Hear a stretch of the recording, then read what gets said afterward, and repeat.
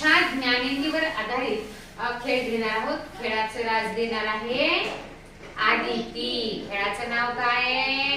पाच पांडव खोक्या नाव घ्या डोक्या. मी म्हणणार पाच पांडव खोक्यात, तुम्ही म्हणणार नाव घ्या डोक्या. राज कोण देणार आहे?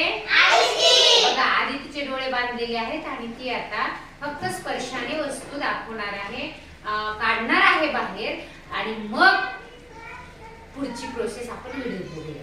चला. पाच पांडव खोक्यात नाव घ्या डोक्या. पाच पांडव खोक्यात नाव घ्या डोक्या. हा आदिती काढ बरं खोक्यातून वस्तू. असं खोकं हलते.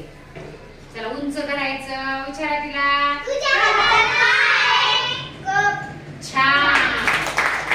चला पाच पांडव खोक्यात नाव घ्या डोक्या. पाच पांडव खोक्यात नाव घ्या डोक्या. चला.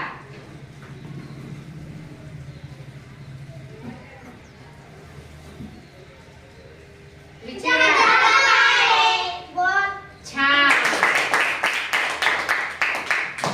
पाच पांडव खोक्यात नाव घ्या डोक्या. पाच पांडव खोक्यात नाव घ्या डोक्या. हम्म.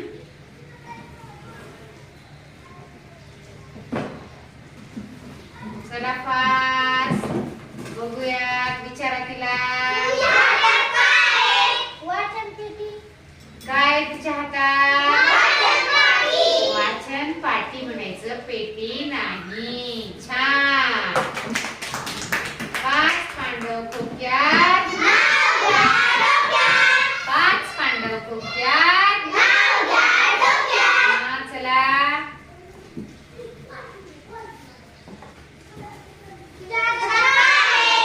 पेन्सिल. सांगा ना, बरोबर आहे का? बरोबर. छान. बघा आता तिचे डोळे उघडा. सांगा बरं, तिला डोळे बांधून आपण सगळ्यांनी हा खेळाचा आनंद घेतला. या खेळामधून तुम्हाला काय शिकायला मिळालं सांगा.